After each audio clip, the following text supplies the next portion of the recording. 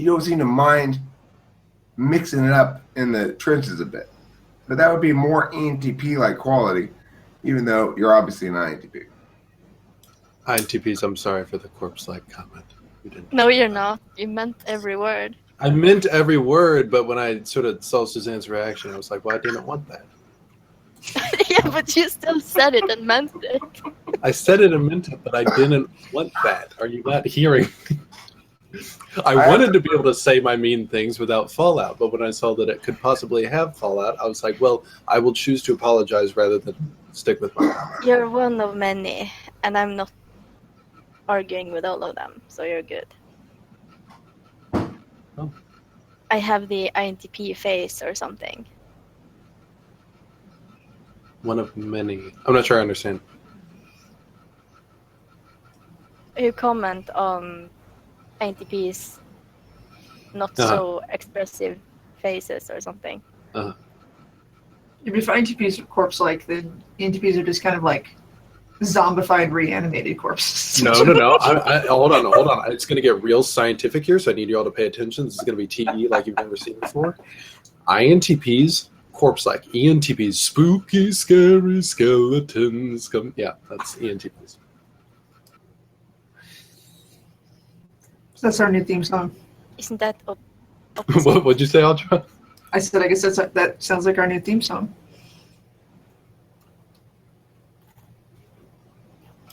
One second, give me a second.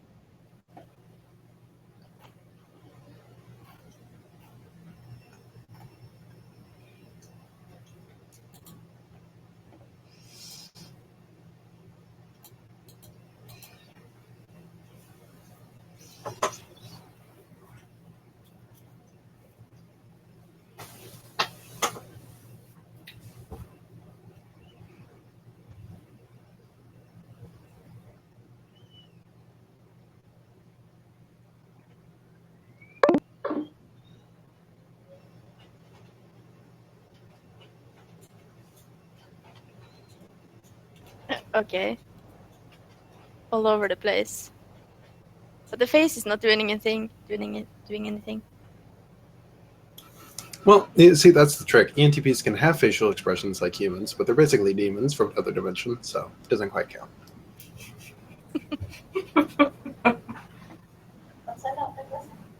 Actually, I think that's pretty much FI polar. Demons from another dimension masquerading as humans. But Ken, you're interested in FI polar. That means you want to fuck demons. Yes, I do. All that SE demons. Yep, pretty much. Poking you until you bleed. I want lovemaking to feel like an exorcism.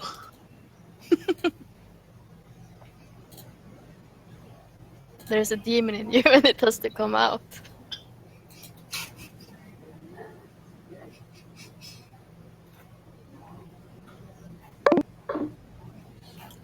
But it's like...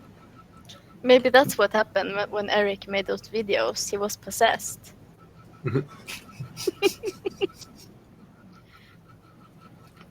I think it's like a FI polar person.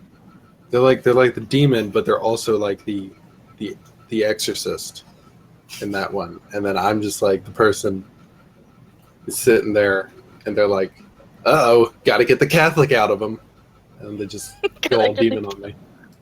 Yeah. I'm like, but no, please, I'm a virgin. Going too far? Okay, fine, whatever. That's one of those videos that's like so silly, but it is funny. Dinner's ready. Where's Grandpa? What's good in your car? It's been a long time coming, but it finally came for Bun B to get his motherfucking shine in the game. I put more work in than the average trio nigga could.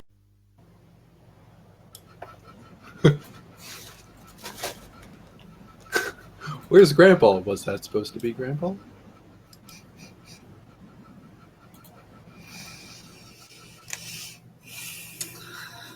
Yo, Pumpkin Man's got the moves.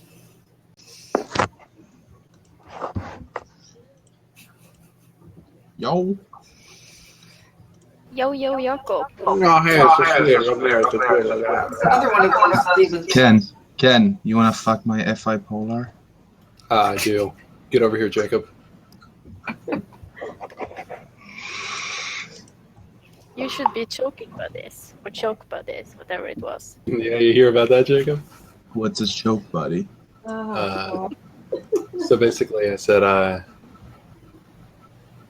pretty much as far as my interest in women's, god damn it, my interest in women goes, as far as my interest goes, I'm like, really, I'm just looking for a lady who can build me cool shit and try to choke me while we're having sex. Which then ended up spiraling into choking-related sports and basically copying the term choking buddies, which is basically mutual masturbation, but you're trying to choke each other. Yeah. So, anyways, you want to do it? I'm not that into choking, to be honest. But a little bit. Just a little bit. I'm more into like chainsaws and explosions. Okay, so like none of those things. Huh? So like amputation, that's the shit. Amputation, fuck yeah. So I heard from my coworker that apparently there's a niche genre of porn that's referred to as nugget porn. It's apparently Wow, you forced me to Google it now. it's apparently midget porn, but they're amputees. I don't think that's new though. But it's called. No, I said it's a niche. I'm not saying it's new. I'm just saying. It's. Hey, Tiff. Do you know what nugget porn is? Nugget porn? Yeah. Not familiar with that form. Oh, interesting. But like, Everybody needs love. but So like to be honest, shouldn't the head also be a head? It's more like a nugget. It's more like a nugget. We're getting echo. What's think up, it's Barrett? Motherfucker. No, we're just watching some nugget porn. It's Tiff with the Pornography made eating chicken nuggets. Is that better as far as the echoing? Let me check. Yes. Yeah. Yes. Very good. Like ever since I started discovered nugget porn, I can barely bring myself to do anything else. Because chicken nuggets are that sexy. Yeah, that's not what we were talking about here. You want to talk about chicken nugget porn? No, it was. Am not I chicken. the only one here who loves it? Listen, Eric, we're not talking about your McDonald's sauce, okay? We're talking about something real. Eric is honest. Like, there's actually like plenty of nugget porn. I'm watching it right now. Yeah, absolutely. Pictures of girls putting chicken nuggets in their vaginas. That was not the nuggets I was referring. Rule It's 34. Look, it's like a dipping sauce. Oh, You know those 1990s Dunkin' commercials they did with like the honey mustard and all that different stuff? Yeah, we're just taking it to a disturbing level now. I mean, it sounds awful, I know, but boy, is it hot when you watch it. You know, when you're alone and you've been alone for years, you find yourself in a dark place. Yeah, it's great. I like the nugget porn where they get the girl to walk through the nugget making process before they engage in the actual porn process. So they make her look and see them throwing the chickens whole into the grinder and turning into this goo, and then being pressed into chicken nuggets. oh God. Yeah, Enough, that's a Eric. lot of Enough. foreplay. That's called foreplay in the nugget porn industry. I think deep fried hooker is probably one of my favorite things on the planet. But how can See, you now choke that someone? sounded slightly necrophiliac in a way, but I promise you she would still be alive. Susie? I was just saying, how can you choke something that's deep fried? Only part of it. Physics. Right. Only part. She's still alive. God damn. It's like a chocolate dipped strawberry. It's a half battered and dipped in hot oil. We're not adding strawberry here. You get your filthy fucking tastes away from my dream. Okay, Eric? I'm just making a taste analogy. You are disrupting the integrity of my dream sequence. Okay, my bad. Integrity of dream sequence.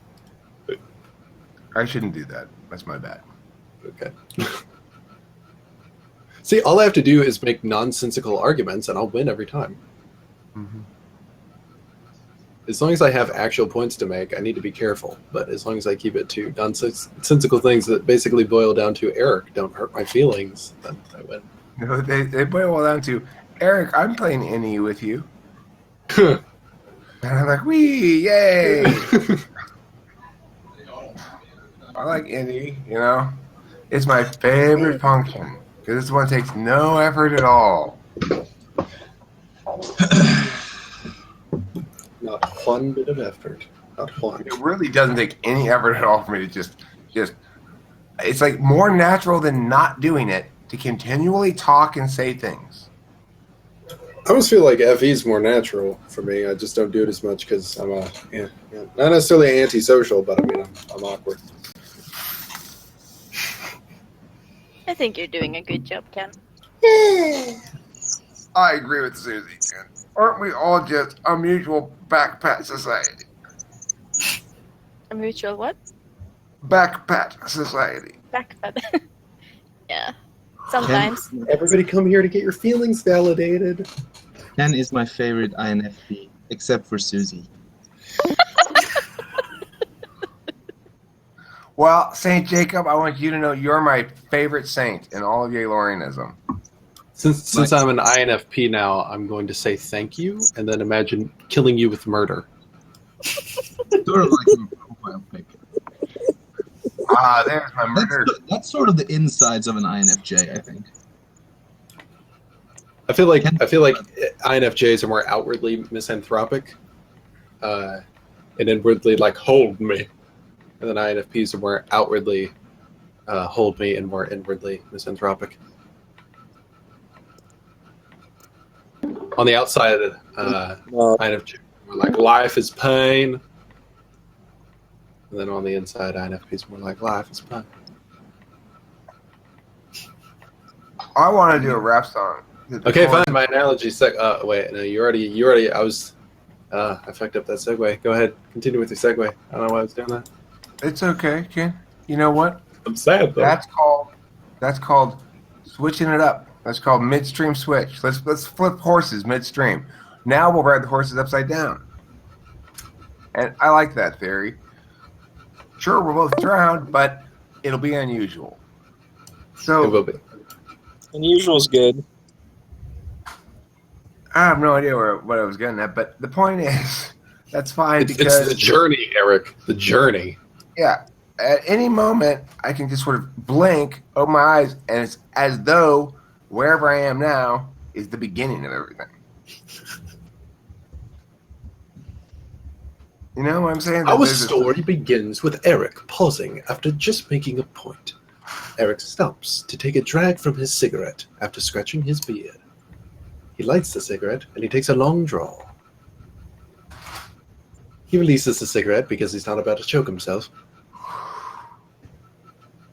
Not quite, Eric. You naughty, naughty boy. Stop that. Stop that, Eric. How to Look Cool by Eric. I call this video How to Look Cool. Hey. So I like. I'm gonna read Saint Swede's comment. Please. It's just so hard to relate to my own emotions. This sort of hidden. I've decided he's gonna be Southern for this. This sort of hidden down, deep down in a dark folder named "Don't Open." If I open, it's mostly during influence of mind-altering substances, and they act like Rabbit Book from Harry.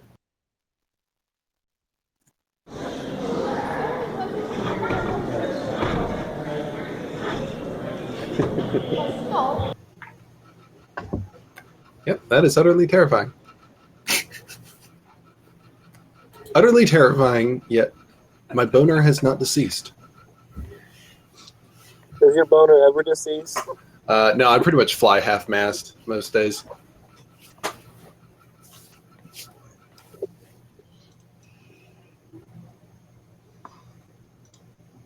I have to go rescue my dog from whatever part of the house he's locked himself in.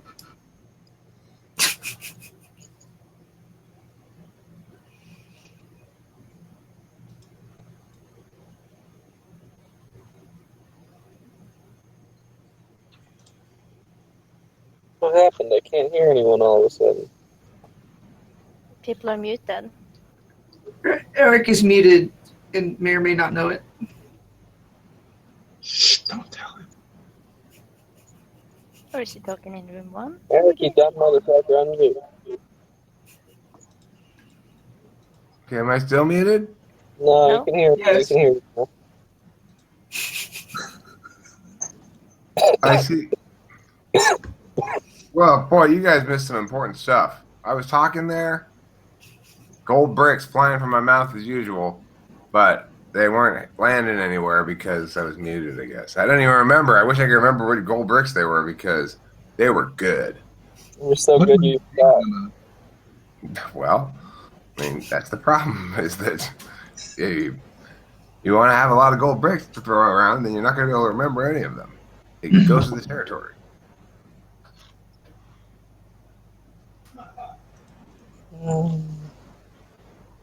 That's why we need Magic Sky Friend to solve that problem for all of us. Magic Sky Friend is the ultimate final destination of humanity. Some of us have good memories, Eric. What? I said some of us have good memories. I have good memories. No, like your ability to remember things, not memories. Oh, you have a good memory. Eric's like, I have good memories. I can't cite any of them, but they happen. I'm sure they exist. I have plenty of good memories. Eric's I like, just don't remember have. when we went to Six Flags and I danced around after I got my head shaved, acting all crazy? Oh, no, my Eric, that company. was, God damn it, Tiff. I was in the middle of the story, about to reach the punch. Company is buying out Break my all of heart. Six Flags up here for a day for our holiday party. Oh, Congratulations. That's way cooler than my story. I apologize. I know, right? Ken, would you like to proceed? Or has your story been ruined beyond any salvaging? Has it been soiled?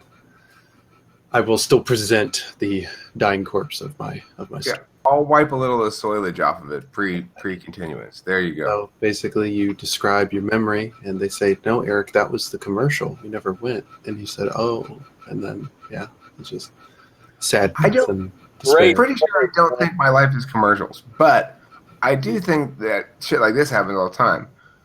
Like, remember, Eric, that conversation that we had yesterday for a long time that was big and significant to me in my life?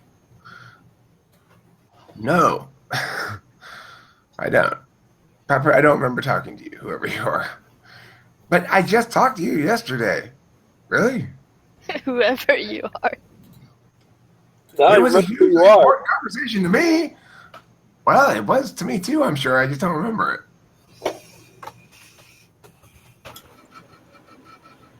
I feel like I want to view FI polars as like corporeal spirit animals that I can go through life with. Okay. Like they're not quite, and that relates because you were saying like you get into some thing where you're describing some major life thing to you, and you're like, no, I do not remember that. Because I thought to myself, I was like, yeah, I imagine I'd be sort of miffed by that, but I imagine a way around that in my head is to be like, well, it's not really their responsibility necessarily to be remembering all of that shit. What it boils down to is until I've got you as a character object in my head, which takes a couple times for you to be around here a couple times, I don't have a person to link the event to. So that's bad SI, but once I get a couple of things of that person and I go, oh, that's that person, I have a little icon in my brain or whatever that represents that person and their identity, then I remember the conversations with them no problem. Or reasonably no problem. Some problem, but much better. See, I feel like I'm using the demonstrative FI well because I'm setting the bar low. That way, when you do remember, I'm like, oh my God, you remember. Can I remember my conversations with you? You're a well-defined person in my brain. I understand the character node called Ken and all the shit that goes around with that. That's See what very I mean? clear to me. I feel good What on the about me, inside Eric? now. You remember your conversations with me? Yeah. You're a distinct character node for sure, Tiffany, too. I mean, there's no... It's not like I forget who Tiffany is. That's not going to happen. Forgetting who Tiffany is not going to happen. So, I mean, the thing is, you and I started our relationship with the very interesting and challenging and complicated issue of my general disapproval of transgenderism, right?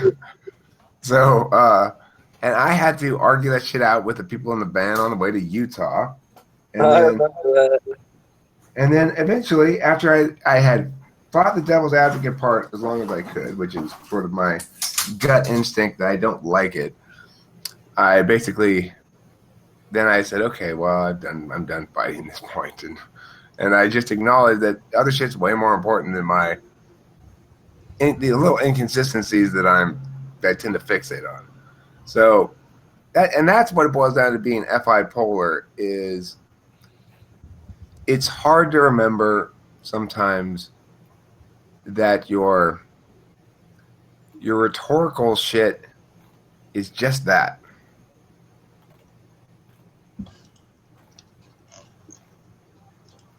And that's why FI people think authenticity comes from FI. It's like valuing the relationship and the individual human being as a complete and unique individual human being, not subject to reduction into some sort of class or group. That's number one job of every human being. And it defeats the other things that I tend to argue about a lot. I would argue that, however, the FI standard, when sort of pitted mentally against, I already said against twice, I know, sorry. It's pitted against FE mentally, sort of as like the opposite form. I feel like FE draws out the sort of real state more effectively because it's emotions as they're occurring. So I think an overvaluing of FI leads to you having an image of a person in your head, or having a concept of this is who they are as a full individual, but then you're sort of, without valuing FE, like you might be prone to suppressing actual displays of who they are in favor of the concept. Well, I find myself usually just the valuings, the actual individual valuings of people, when it gets strong, it gets messy. Like, I don't quite know how to deal with it. You know, like if I'm in somebody's company and I'm feeling strongly that I like them a lot, I might be inclined to say something like, I like you a lot. You're a really good friend. But I won't say it because it'll just probably make the other person feel uncomfortable, you know? And it seems pointless almost. So I just look the other direction from that thing that's happening. And then it goes away or whatever. But that's FI, and it is complicated and messy because if you feel like I might feel completely inexplicable and unjustified jealousy over somebody that I have no claim to or something like that, and that's FI. It doesn't give a fuck. It doesn't give a fuck what reality is. It's like, let's say I had a big crush on Jacob, and fucking Jessie came in the room, and I started like talking shit to her and stuff because I was so jealous of her. That's the sort of thing that FI does, you know, where it's like, I'm just gonna not be reasonable at all, and just I like Jacob. Jessie's trying to steal him from me. That's the sort of insanity that FI does, you know. It's a good example because it's obviously nice and neutral. Like, obviously that's not the case that I'm mad at Jessie because she's taking Jacob away from me. So it's a good example.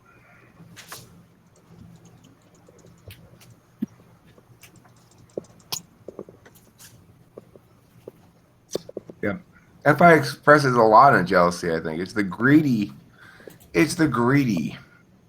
emotionally greedy function. I wonder if there's elements of it that we don't quite grasp, just because I think a lot of us here are FE valuing. Oh yeah, I don't doubt that. There's that FI. Somebody who uses FI and understands it and stuff. They've got some sort of weird, nuanced thing going on there, where feelings persist over time, even though they're not like actively in somebody's company very much. And somebody who's FI using and who loves you, they need. It doesn't matter if you're maintaining the relationship or not. Their love is deep and unchanging, and greedy. See, I mean, I'm an ENFP, and I'm supposed to feel like emotional attachment to people and stuff, but it's just like, Ooh, no. FI second is way different than FI first. yeah, it's just ENFPs are the opposite. You can't rely on them for shit. yeah, these hoes ain't loyal. Right, exactly. That. Thank you, Chloe. That fucking totally sums it up. In a nutshell. ENFP, do not date an ENFP. Well, because, like, I mean, you know, there's this guy, and I have a story. There's this guy, and, you know, I've been seeing him, I guess, for a while, but he's an ISTP, and I don't know, he approached me, and so now I just kind of accepted that we're dating. But it's like, I also have this neighbor guy that I like, but at the same time, I also have another guy I like, and yeah, I'm just open to all the possibilities, and it's like, I don't really want to, you know, I don't really want to be polyamorous per se, but it's kind of like, I'm not mature enough to really be monogamous and settle down with anyone at this point in life, so yeah. And in some sense, ENTP can break that way too. Like, depending on how their life goes. Or it could break the opposite way, like it has for me, basically. I'm not mature enough to handle what she's doing. Because I just can't. Dealing with all the emotional shit is impossible for me. It's impossible for me to go maintain a bunch of shallow relationships. Yeah, it definitely is difficult to actually maintain the relationships, especially like if I find that if they're not like fulfilling, or if they're just really boring and I get bored with them, like after a while it's just like I can't stick with it because I need something different, and that's kind of the thing.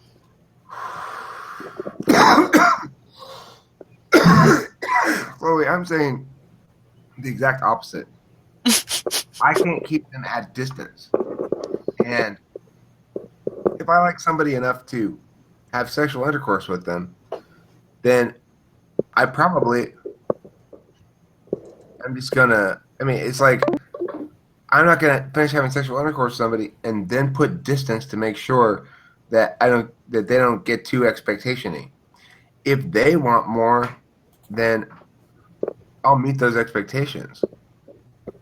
I won't present a lot of expectations, but if they make it clear to me that they're comfortable with me expecting X or Y or Z, I'll just fall right into it and settle in. Because here's the thing.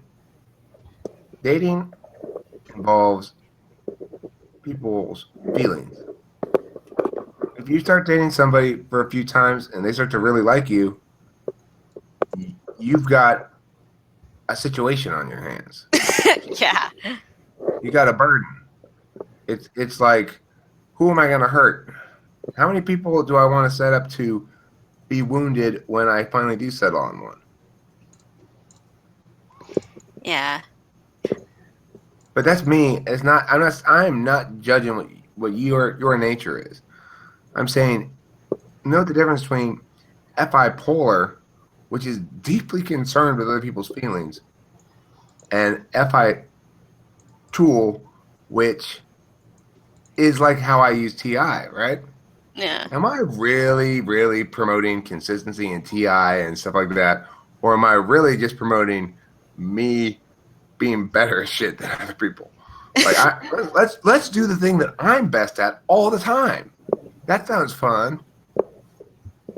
Right? There's certainly an element of that. So I don't even know what it's like. I kind of abuse my TI, just like ENFPs kind of abuse their FI. Whereas I treat other people's feelings with great kid gloves because I cannot stand hurting people. I just can't do it. I can't break somebody's heart. It's impossible. I've never left anybody in my life. Oh, that would be like FE use, which I mean, I don't want to break somebody's heart, but I think I don't know. I think to some extent you have to care about the other person, but another extent you have to know where you stand as an individual as well. And if you don't have that understanding, then you're just kind of making them happy all the time, and that's kind of that has like varying degrees, and to some degrees that could actually be really unhealthy and border on the on codependency almost, because you care so much about the other person. But to another extent, it could just be that you just care. So I mean, it really depends on as to where exactly you are on the spectrum. So I mean, I think it has a lot to do with being a sexual subtype. That is, say, I want shit paired off. It's like admin is kind of me and Susie. Taylor's there, but he's not exactly that thing. Partners in this thing is kind of me and Taylor. And then relationship lady is going to have to be me and Mia. It doesn't work for me to do the social or the self-preserving style of having my needs in that area met. I naturally pair up and shit for all my projects. I tried to get a partner for my autonomy debate school as well. She fell through, but I like partners because I need to know that at the end of the day, you can go and meet with that one other person and know that you've affirmed the mutually supportive thing that occurs when that particular area of thing is being addressed. So I really like partnerships, and that may have that Enneagram or variant, I think they call it. That may be an important factor. Yeah, instinctual variant. That may be an important factor. Oh. One thing I would consider too is try to look into the instincts a bit more, because with the pairing stuff, that's not necessarily the sexual instinct.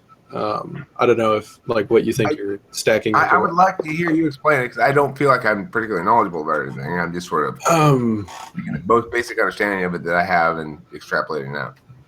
Well, I sort of went through a period where I was struggling to understand it, because it seemed like different sources were labeling sexual types as like having a certain energy about them, but then there wasn't like a heavy focus. Like there were talks about like it being like the intimacy,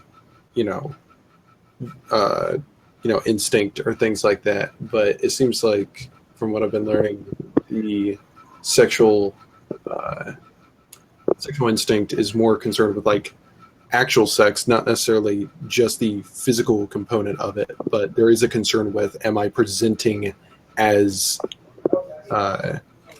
like sexually like juicy, like are people interested in me that way? There is an energy component where you're getting locked in to like one thing or another in terms of focus, but okay, well, my very initial diagnosis of myself was self-preserving.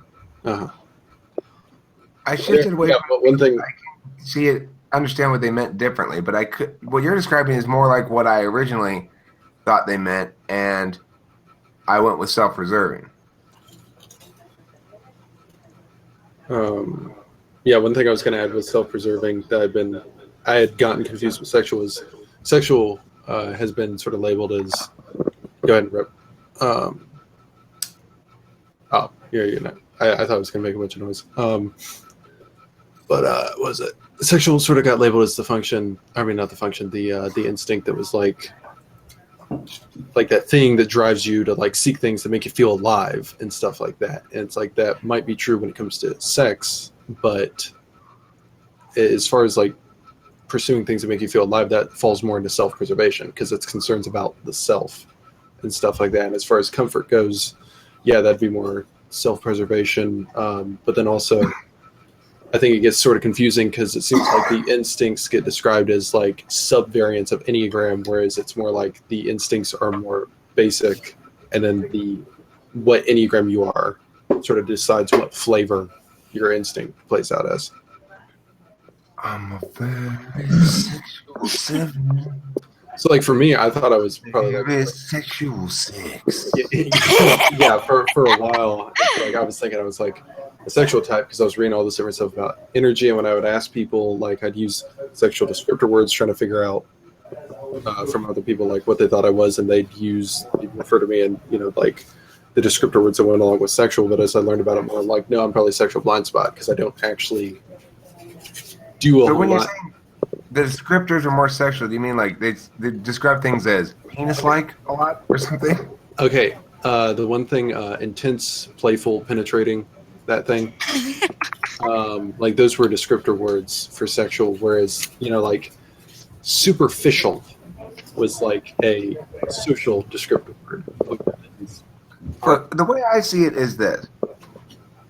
I think this is how I came to see it, and I still think makes most sense. It's simply, if you're self-preserving, it might manifest in a couple of different ways.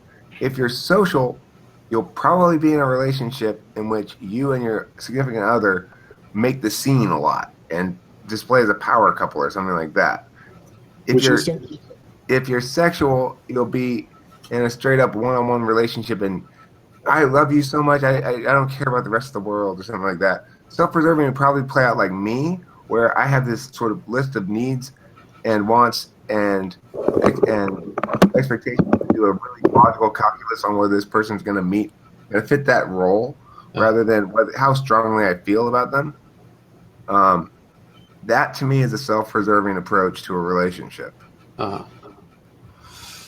So it just, I'm not necessarily saying that like you would be sexual blind, but just from some of the conversations you've had, it's like just that whole approach of being, as you call it, the puss slayer, that sort of thing. It's like I feel like not by necessity that wouldn't be necessarily sexual, but I feel like it would be more. That, then I don't think I am a sexual subtype at all. If it's about like, because it's not natural for me, and I don't feel comfortable in the role. And I think but if we think of it that way, like sexual subtype is a type that basically likes to have more sex and likes to go out and slay the puss and stuff, then I'm not that type, because it's what I've been trying to learn how to be, because I had to find out that there's actual reasons that I shouldn't be like that. Because I had lost the argument as far as I was concerned. I was willingly and happily to figure out what was going on in this whole area. Now I think I get it, and I don't like it. And I don't want to be a part of it. Right. Yeah, like what was I gonna say? Something or other. One thing I would add is that like sexual dominant types might also fall into the category of not necessarily having sex a lot, because dominant instinct is like where there's the most, maybe not the most, but there's considerable sort of wounding or like neuroticism in that area. So you might also get a sexual dominant type who's actively avoiding having sex because it matters that much how they're doing it, which can be confusing with the whole blind spot thing. But I mean, that makes sense to me. That I understood what you meant right away when you said that one might do that. Well, I'm saying it's confusing because when you just go off of reading the descriptions and you don't focus on how it plays out in yourself, blind spot descriptions and dominant descriptions can sound similar sometimes. Well, here's one thing I've read, though, about the variants, is that you can identify which variant you are. This is why I originally called myself self-preserving, by noting what you do when there's been a dramatic change in your life, in your relationship status in your life. So, for example, after my divorce, a self-preserving type will move to look like a sexual type and will become more overtly in the game, and will work hard until they lock something else down, and then they'll go back to being normal again. That's basically what it said about self-preserving types. When I originally diagnosed myself as self-preserving, I said, "Oh, I'm doing that right now." This was a long time ago, though. This was when I was the first Capillo run.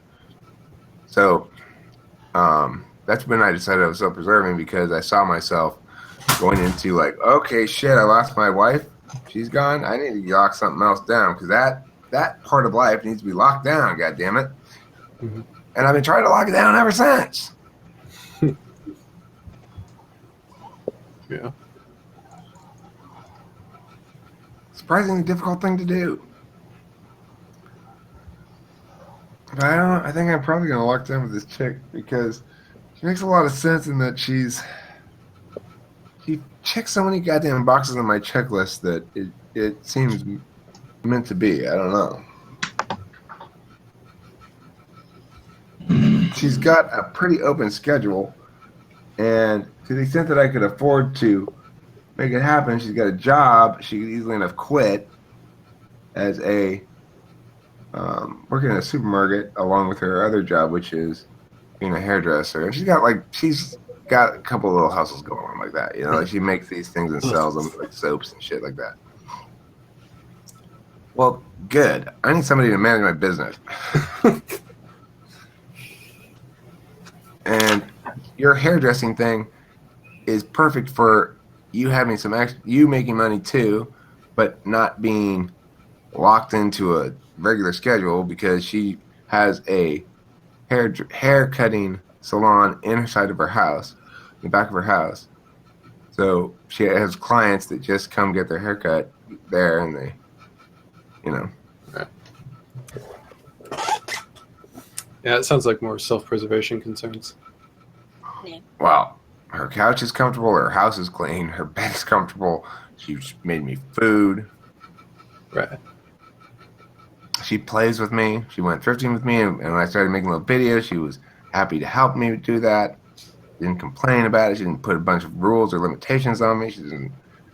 The only, she asked a couple of questions like, why did they say that it was that should I worry about the license plate thing?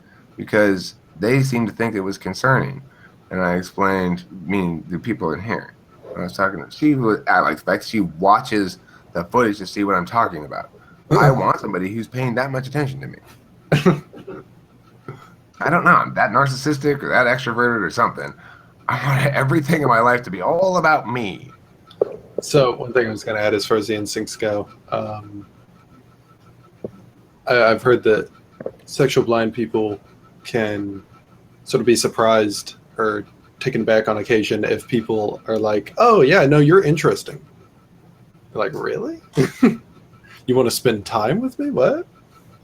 Sexual blind. Sexual blind. Yeah, I know. I went from fucking sexual 6 to Sexual blind people. Okay, first of all, sexual is modifying blind people in that instance. So you're talking about blind people who are particularly sexual. Obviously. Yeah. Yeah.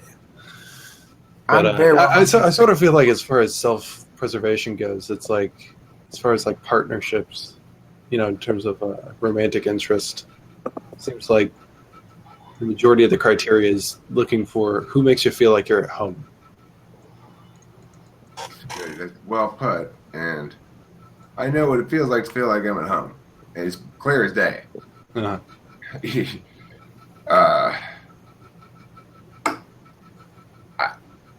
I mean,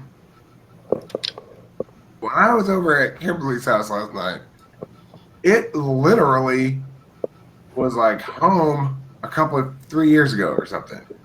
That could be Candace's house. I swear to God, the place is identical. all her shit's identical. She's got the same fucking taste, exactly the same kind of shit. All a little different, it's not exactly the same, but it's exactly the same kind of thing, just a slightly different version of it, like the one that she has rather than the one that Candace has. But to be like, they both have up on their shelf in the kitchen. She's got these vintage cans like Prince Albert and other little vintagey shit up there, and then she's got this cool old rustic shabby chic dresser thing, and she's got little soaps that she made. And I'm going to make a video today of I made a bunch of videos yesterday of our day together, and I'm going to cut it into a video today, and you'll be able to see me going, because I saw the house clearly in the light, and for the first time when I was making that video, and I was just like, oh my God, this is totally Candace's house. It's great. I could just sit on the couch, I just like put my legs on her lap like I did with Candace, and just, oh my God, I'm home. Somebody's taking care of me. Thank the Lord. I feel like such a kid. I honestly feel like, little kids when they're scared because they're lost for a while, and they finally find their mom again, they burst into tears. They're like mad at their parents because they found them, because they've been lost or something. I feel that way in general. Like I want to look around and say, see, you guys, this is what I've been saying. Like, why? Where has this been?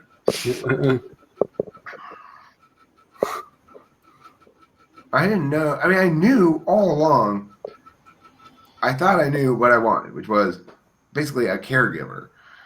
And then I became convinced, because it was possible to go this angle, there was an angle I should go, which was, well, shit, Eric, if you're going to be able to fuck a bunch of chicks, isn't that what everybody always wants to do? And you kind of always have thought that'd be fun. And really, I mean, No. Like, I mean, it's not like I fucked a bunch of chicks, but no, it's not what it sounds like in your head. See, in your head, the chick just sort of shows up, doesn't really have any personality or anything, and then she's just like, "Oh, it's Eric," and then she just gets right down to business, and you're like, "That's a good girl." And then she just sort of, then the next scene, she's not there anymore, and then there's another chick. But that's not life. That's not how it is in life, because they're people and they have feelings and stuff. yeah, and you also have to think about like how I guess the thing is, you have to think about how the interaction goes and what influence you actually have in their life too, which I'm starting to realize, oh shit, my actions do affect other people. And it's kind of difficult because Effie is like my blind spot, and I want to learn to develop that, but yeah, it's not really as glamorous as it seems. And then you also kind of feel guilty at times too, because I don't know, like some people are down for that sort of thing, but then, after a while you have your conscience to deal with to some extent. So, yeah. Yeah, the conscience thing is a big deal. Yeah. Hello, my name is.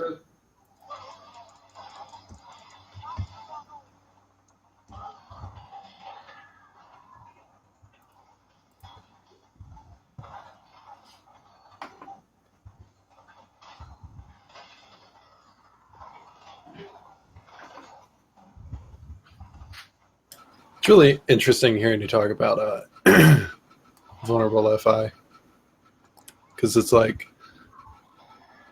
I can sort of conceptualize it in my head,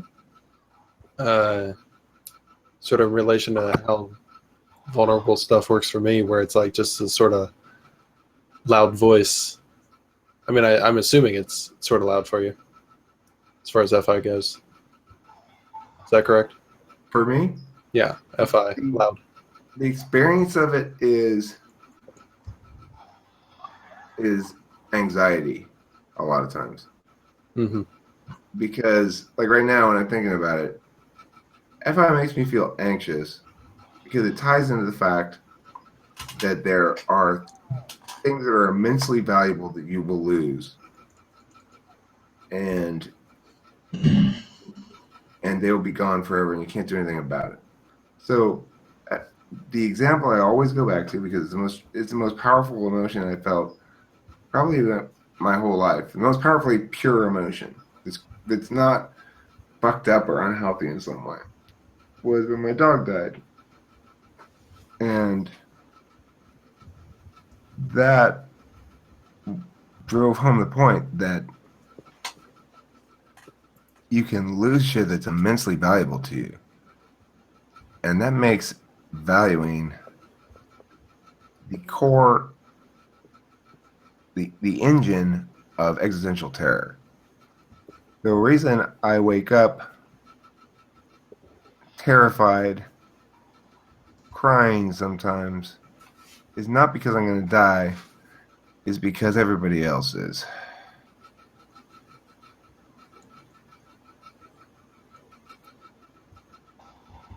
And that renders me fundamentally alone.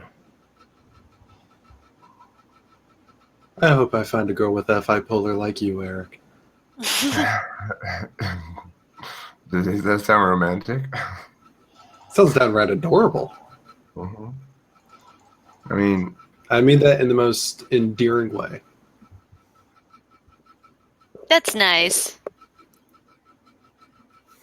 Well, it makes ENTP capable of being extremely cold when FI is pushed too far. So it used to happen with Candace periodically. She'd push for me to do more for her, and I'd try for a while. She'd push for me to have more FI, and I'd give her more for a while.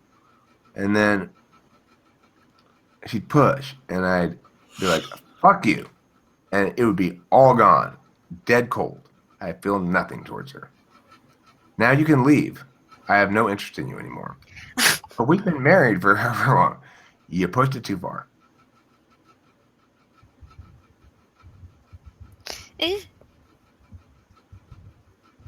Wait, so how did she push it? Like, she kept moving the goalposts. She wouldn't be happy. She wouldn't be happy and stay happy. She'd express what she needed. I, being very accommodating and cooperative, would attempt to give it to her. And then she'd make some new demand that was, okay, well, that's fine, but this is the real problem. Okay, everything's now not the real problem. Once I solve it, it's not the real problem. Something else is the real problem.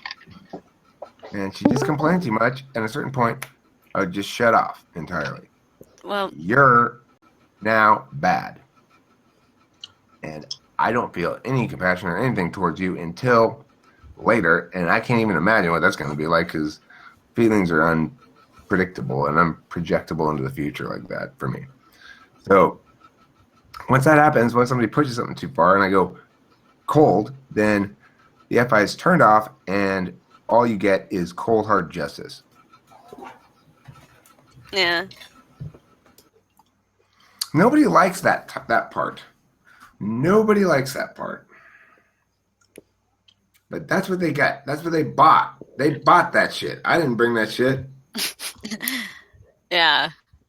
Well, I think another extent, if you're constantly unsatisfied with your partner and you constantly are looking for a new problem, or you constantly are running into problems with your partner, I don't know, like for me, I guess I'm kind of cold because it's like, and I don't mean to be cold like this, but it's like if there are going to be consistent problems after a while, there just isn't a reason to stay in that situation.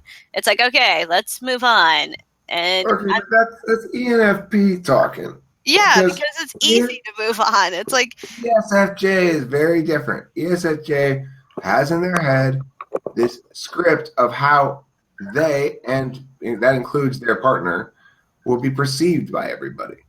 Oh. And if you don't do your part of what she wants to know that she's got a husband who's perceived like this because he acts like this.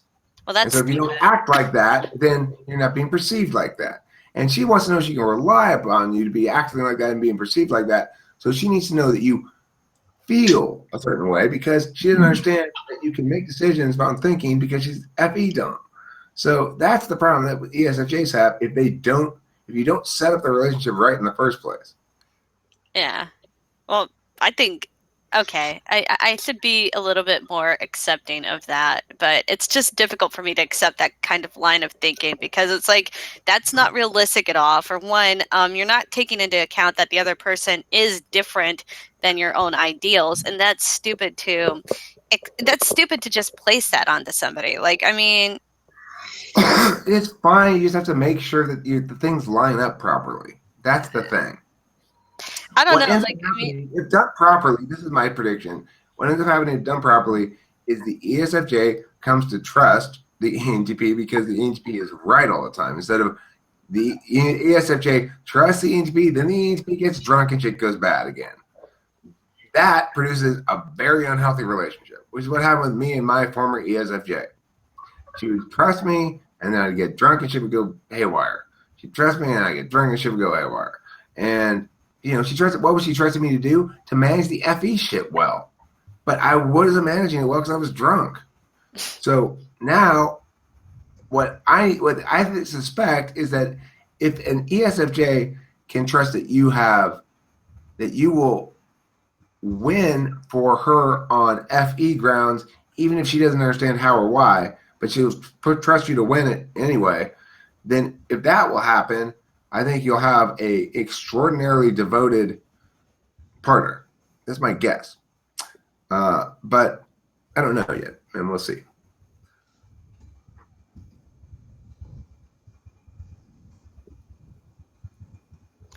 I don't know.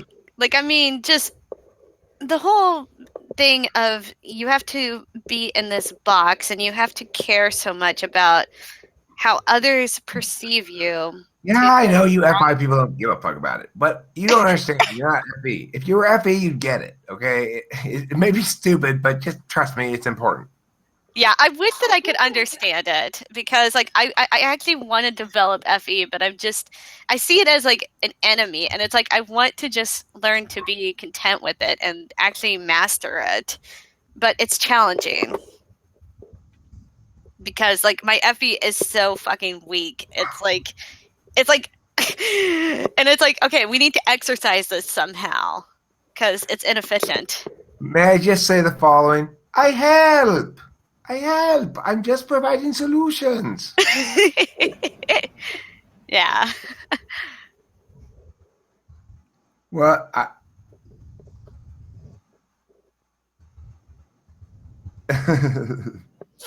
that's well put, Ken.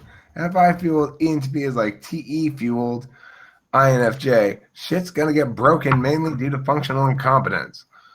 Right. So what the best thing for me to do in general, I suspect, is to not try to make decisions with my feelings, even about shit where it's the obviously best function to use, because I use it so badly. It's like, okay, we're going to chop down a tree, Eric. You need to use an axe. But there's a chainsaw right here. Yes, and every time you pick it up, somebody loses a limb. Yeah, that's a pretty good analogy. I mean, it's sort of damning in a way because it's like every time you pick it. It's not necessarily every time, but yeah, that's the other problem. Sometimes I don't chop anything. I don't never make decisions based off your FI ever. You need to acknowledge that they're there sometime, maybe with another FI user that you're really close with or something. But don't ever make any decisions based off of your FI. Yeah, that's kind of figure out that you have a feeling. Thank you. That's good advice.